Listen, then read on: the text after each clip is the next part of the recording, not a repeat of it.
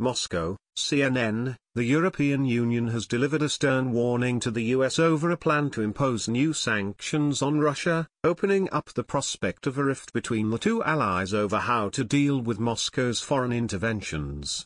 EU President Jean-Claude Juncker said the bloc would act within days if it does not receive reassurances on the potential impact of new sanctions on European interests.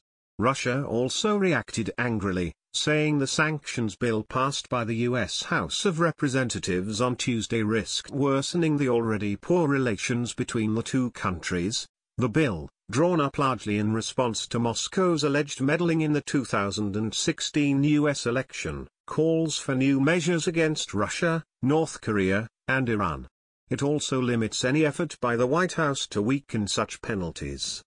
The EU has previously coordinated with the US over sanctions in response to Russia's annexation of Crimea from Ukraine. But it fears the latest measures could hit companies that are involved in the financing of a controversial new pipeline, Nord Stream 2, that would carry natural gas from Russia to Germany. Juncker said the bill could have unintended unilateral effects on the EU's energy security. This is why the Commission concluded today that if our concerns are not taken into account sufficiently, we stand ready to act appropriately within a matter of days, Juncker said. America first cannot mean that Europe's interests come last. Germany, which strongly backs the new pipeline, said it was concerned over the sanctions. It would be unacceptable for the United States to use possible sanctions as an instrument to serve the interests of U.S. industry policies, Foreign Ministry spokesman Martin Schaffer said Wednesday.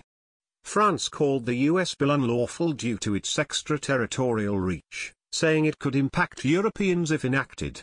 We have challenged similar texts in the past, the Foreign Ministry said in a statement.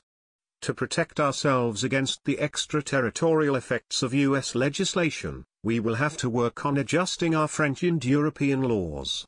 If the bill clears a vote in the U.S. Senate, it then heads to the desk of U.S. President Donald Trump. It is not clear if that will happen before Congress breaks for summer recess at the end of the month. Trump has not indicated whether he will sign the bill, which also gives Congress a way to block any easing of new sanctions against Russia, North Korea, and Iran, as well as older ones against Russia. Trump's presidency has been dogged by questions his campaign's ties with Russia and his pre-election promises to improve relations with Moscow. The Trump administration and the Russian government have consistently denied collusion. Russian Deputy Foreign Minister Sergei Ryabkov warned that the authors and sponsors of this legislation are taking a serious step towards the destruction of prospects for normalizing relations with Russia, according to state news agency TASS. Ryabkov said the plan does not fit the framework of common sense but insisted Russia was not succumbing to emotions in its response. We will work to find ways to move forward, persistently, consistently looking for ways of searching for compromise on issues, which are significant for Russia and, I think, for the US, he said. The Kremlin said the proposed sanctions bill was sad news in terms of Russia-US relations and for the prospects of their development. This is no less disappointing from the point of view of international law and international trade relations, Kremlin spokesman Dmitry Peskov said. But he added that Moscow would wait to form a full opinion until the draft becomes law.